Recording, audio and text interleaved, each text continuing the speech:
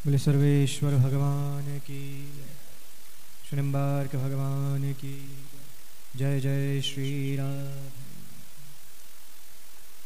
श्री कृष्ण पादयुगलं शिरसा नमामि।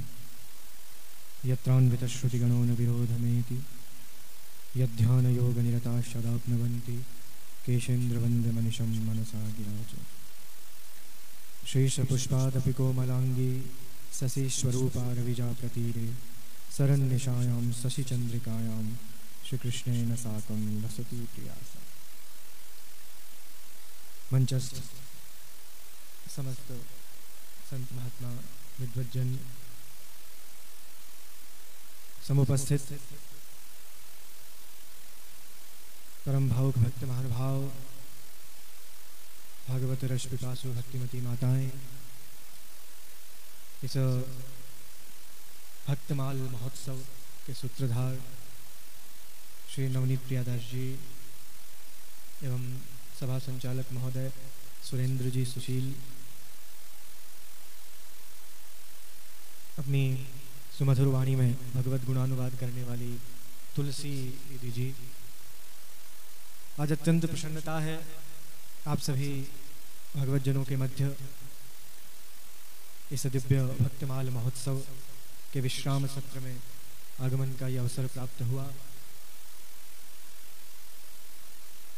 जिस श्रीमद् भक्तमाल का दिव्य महोत्सव हम सभी मना रहे हैं, 8 वर्ष इस उत्सव को हो गए हैं, अष्टम यह उत्सव। जिस भक्तमाल की रचना हमारे नाभाजी महाराज ने की, जिसमें अनेक भक्त महापुरुषों के चरित्रों का वर्णन है, उन सब का गुणानुवाद आप समय समय पर प्रतिवर्ष श्रवण करते हैं और उन सभी के जीवन से, उन सभी के चरित्रों से हमें यही शिक्षा प्राप्त होती है, यही ज्ञान प्राप्त होता है कि भक्ति रैव गरीयसी, भक्ति रैव गरीयसी।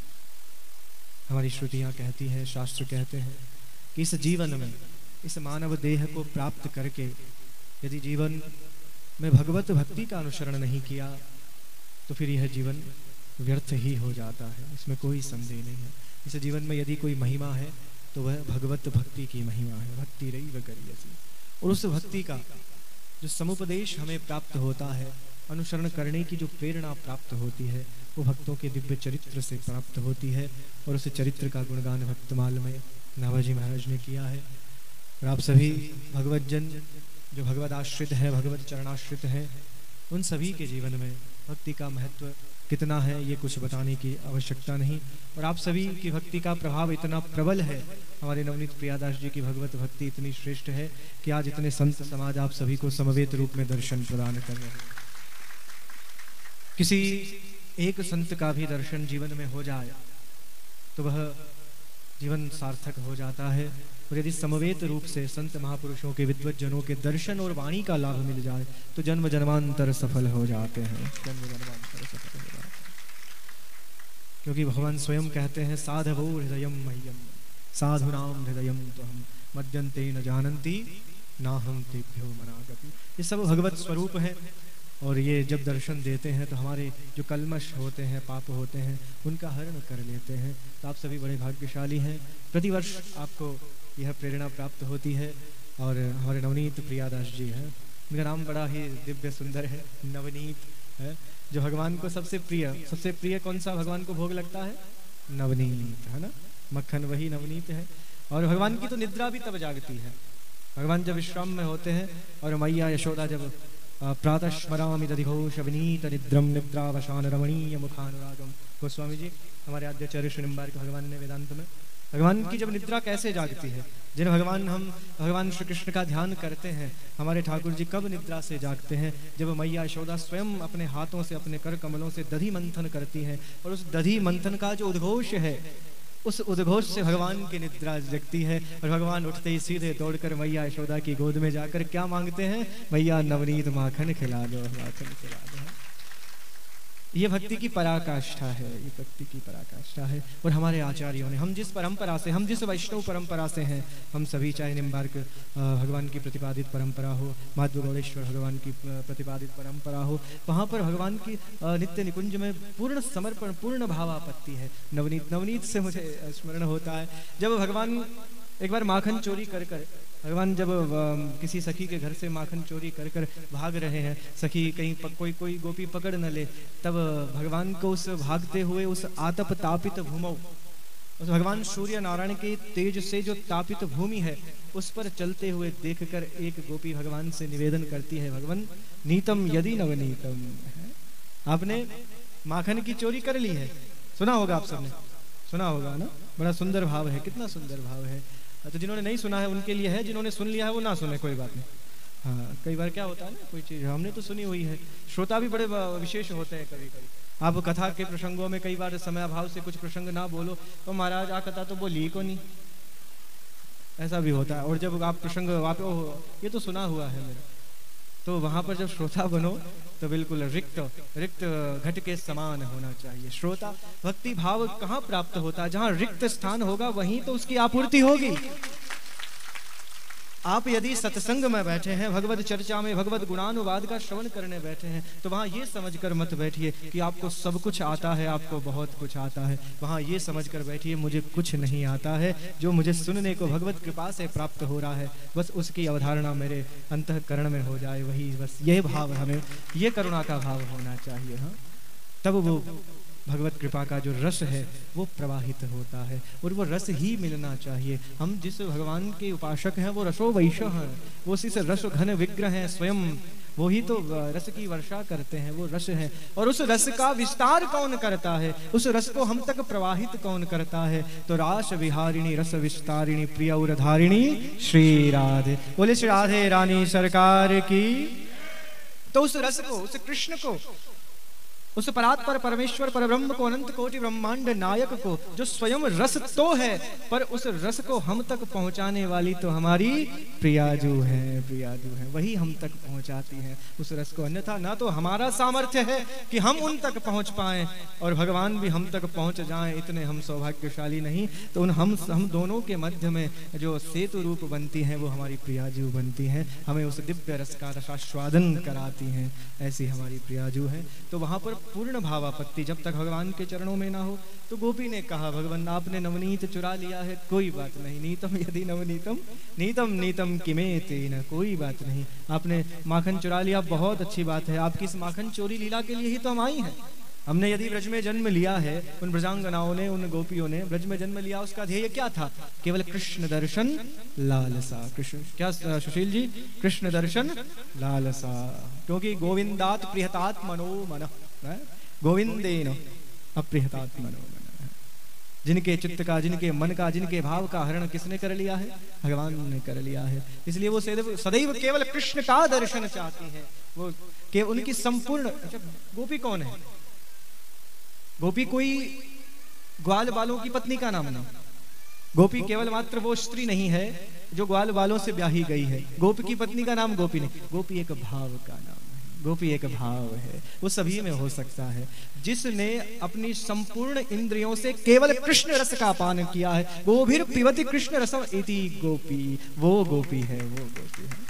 इसीलिए हमारे यहाँ पर इस सख्य भाव की, इस गोपी भाव की रसोपासना है। हम स्वयं को भगवान की सहचरी के रूप में, हम इतने सौभाग्यशाली तो नहीं है कि भगवान हमें अपने उस सहचरी रूप में स्वीकार करें हम सबको, परंतु हम भगवान की सेवा उसी भाव से करते हैं। इसलिए जितने भी यहाँ भगवत जन बैठे हैं, रसिक संत जन बैठे हैं, सब भगवान की सहचरियाँ हैं, सब भगवान की गोपियाँ।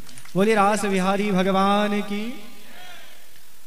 तो उस भाव में पूर्ण भावापत्ति, पूर्ण समर्पण होना चाहिए कि नीतम नीतम यदि नवनीतम नीतम नीतम किमे तेन। आपने चुरा लिया नवनीत को, कोई बात नहीं, उसका हमें कोई वो नहीं। हम तो स्वयं भी चाहते हैं कि आप बस आए, माखन चोरी करें और हम उस दिव्य लीला का दर्शन करें, परंतु हे माधव, हे गोविंद, हे गोपाल, आप जब इस भगवान सूर्य नारायण के इस तेज प्रकाश से हैं, जैसे अभी आंखों में तेज प्रकाश लग रहा है ना, आपको नहीं पता चल रहा, ये हम लोग हमें कुछ दिख नहीं रहा आगे सामने है? तो ये तो एक कृत्रिम प्रकाश है, वैकल्पिक व्यवस्था है। तो ये भी आंखों में कितनी चुभती है। तो सूर्य नारायण का जो तेज है वो कितना कितना होता है। तो भगवान को जब उस आतपतापित भूमि पर नंगे पैर भगवान को दौड़ते हुए जब वो गोपियां देखती हैं तो भगवान से कहती हैं कि भगवान माधव माधव माधव है, हे माधव मत दौड़िए मत दौड़िए, क्योंकि आप जब दौड़ते हैं और आपके चरण कमलों में जो कष्ट होता है वो हमारे लिए बहुत अधिक कष्टप्रद है।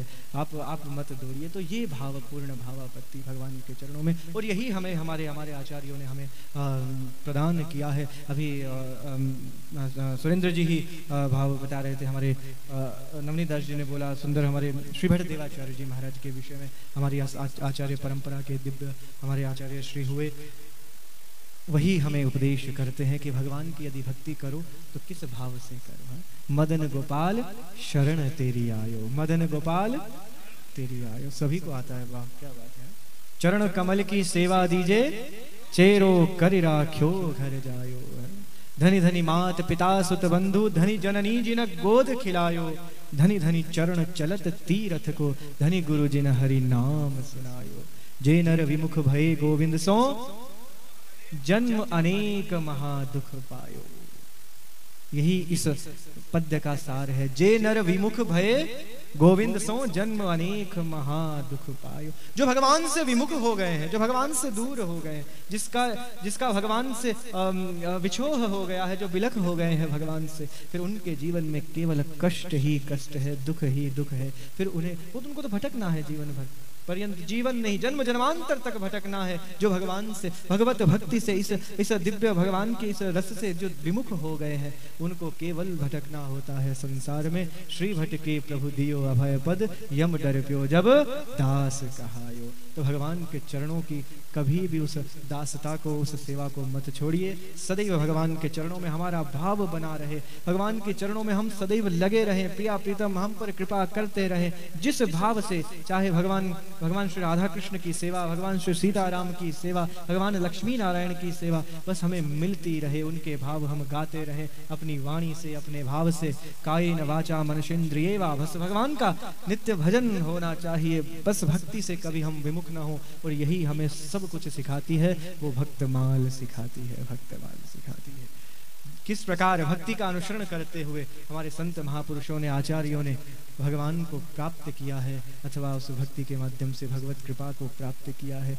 ये वही भक्ति है जो समय समय पर आपको प्रतिवर्ष यहाँ पर प्राप्त होती है। इसी भवन में कार्यक्रम होता है, प्रतिवर्ष यही कार्यक्रम होता है। और कई बार चर्चा हुई नवनीत प्रियादास जी से, पर इस वर्ष ये संयोग हुआ कि मुझे भी इन संत महापुरुषों के मध्य बैठने का अवसर मिला और सभी के दर्शन, सभी की वाणी, सुंदर भगवत गुणानुवाद, आप सभी भगवत जनों का दर्शन। आप भक्त ही हैं इस संसार में सुरेंद्र जी, एकमात्र एक भगवत भक्त ही ऐसा तत्व है, ऐसा जीव है जो भगवान को अपने अधीन रखता है, जो भगवान को अपने अधीन रखता है। अहम भक्त बाकी कोई नहीं कर सकता, चाहे कितने ही बलशाली हो, चाहे रावण कितना ही समर्थ सक्षम हो, कंस कितना ही बलवान हो, कुटिल हो, परंतु नहीं, भगवान को वश में केवल भक्त कर सकते हैं। इसीलिए हमें भक्त बनकर रहना है सदैव। भगवान का बस कृपा प्रसाद उसी पर मिलता है जो भगवान का भक्त होता है। तो भगवान की भक्ति का अनुसरण करते रहें, संत महापुरुषों की शरण में सदैव जहाँ अवसर मिले सत्संग कीजिए, भगवत गुणानुवाद, भगवत भजन कीजिए। यही सब जीवन का अंतिम चरम लक्ष्य है। और हमारे नवनीत प्रियादास जी को मैं बहुत बहुत आशीर्वाद देता हूँ, आपके लिए बहुत मंगल कामना। आप प्रतिवर्ष यह भक्तमाल महोत्सव बड़े ही उल्लास से, बड़े दिव्य रूप में मनाते हैं। संत महापुरुषों का आगमन होता है। अभी आपने बताया कि जगत गुरु रामानुजाचार्य विद्याभास्कर जी महाराज भी पधारे हुए हैं, मलुक पीठाधीश्वर श्री राजेंद्र दास जी महाराज पधारते हैं, और भी अनेक महापुरुषों के विषय में आपने बताया। और आज भी मैं देख रहा हूँ हमारे राधा रमन जी के गुसाई जी यहाँ पर विराजमान हैं, वृंदावन से संत भगवान बैठे हैं, और भी अनेक सब हैं। मैं सभी के नाम से तो परिचित नहीं हूँ, पर हम सभी का परिचय एक ही है। भगवत भक्ति सबका एक परिचय होता है, वो सभी को एक सूत्र में बांध देता है। इसीलिए तो भक्त माल बनाई नाभा जी ने है। माला बनाई तो किनकी? भक्तों के चरित्रों की, भक्ति की। वो माला सबको एक रूप से, समान रूप से पिरो देती है। ये भगवत भक्ति का ऐसा सूत्र है जो हम सबको, हम चाहे किसी भी परंपरा से हों, चाहे हम किसी भी संप्रदाय के अनुयायी हों, किसी भी तिलक का धारण करते हों, ऊर्ध्व पुंड्र हो त्रिपुंड्र हो, उससे कोई अंतर नहीं पड़ता। हम परंपरा से हमारे आचार्यों की आज्ञा का पालन करते रहें, वो हमारे जीवन में सबसे अधिक महत्व रखता है। बोले सर्वेश्वर भगवान की, श्री राधा माधव भगवान की, श्री निम्बार्क भगवान की जय जय श्री राधे। अच्छा चलो कीर्तन करा लेते हैं। आज थोड़ा सा स्वास्थ्य प्रतिकूल है पर कोई बात नहीं, आप दूसरा काल। अरे नहीं, अब होली जितना नहीं, होली आप लोग के लिए बस एक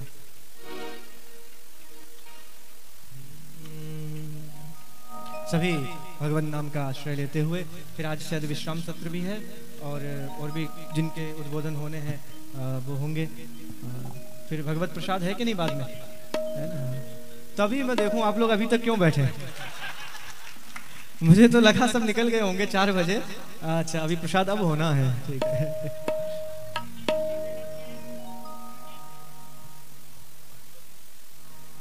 इसके साथ शत्रुता क्यों करते हो? महाराज इस गाजियाबाद में पूज्यपाद जगतगुरु रामानंदाचार्य श्री चित्रकूट तुलसी पीठाधीश्वर स्वामी रामभद्राचार्य महाराज की कथा 5 बार हो चुकी है। जब जब उनका पयोव्रत षाण्मासिक अनुष्ठान हुआ है विश्राम, तब तब उनकी कथा यहाँ 5 बार हो चुकी है। आप सभी परम इधर रामलीला मैदान में वो एक बात कहा करते हैं कि देखो हो सकता है उसमें यहाँ बहुत श्रोता होंगे, वो कहा करते हैं भाई संत की प्रतीक्षा करनी चाहिए और अपनी समीक्षा करनी चाहिए और जगत की परीक्षा करनी चाहिए। तो इसीलिए संत की प्रतीक्षा में ही हम रत थे, क्योंकि आपके दर्शन की लालसा हम लोगों को बनी हुई थी। कृष्ण दर्शन लालसा आपने कहीं ना कहीं लाकर उपस्थित कर दिया, हम आपके कृतज्ञ। बहुत बहुत धन्यवाद। एक बार स्वागत में तालियां बजाएं। अब संकीर्तन।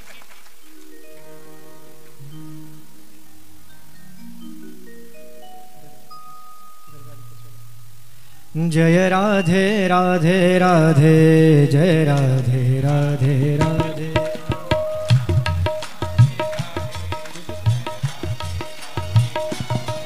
जय कृष्णा कृष्णा कृष्णा, जय कृष्णा कृष्णा कृष्णा, जय कृष्णा कृष्णा कृष्णा, जय कृष्णा कृष्णा कृष्णा। जय राधे राधे राधे, जय राधे राधे राधे, जय राधे राधे राधे, जय राधे राधे राधे। जय कृष्णा कृष्णा कृष्णा, जय कृष्णा कृष्णा कृष्णा, जय कृष्णा कृष्णा कृष्णा, जय कृष्णा कृष्णा कृष्णा। जय राधे राधे राधे, जय राधे राधे राधे, जय राधे राधे राधे, जय राधे राधे राधे। जय कृष्णा कृष्णा कृष्णा, जय कृष्णा कृष्णा कृष्णा, जय कृष्णा कृष्णा कृष्णा, जय कृष्णा कृष्णा कृष्णा। जय राधे राधे राधे, जय राधे राधे राधे, जय राधे राधे राधे, जय राधे राधे राधे। बोले सर्वेश्वर भगवान की जय। तब कभी आएंगे फिर अच्छे से सुनाएंगे।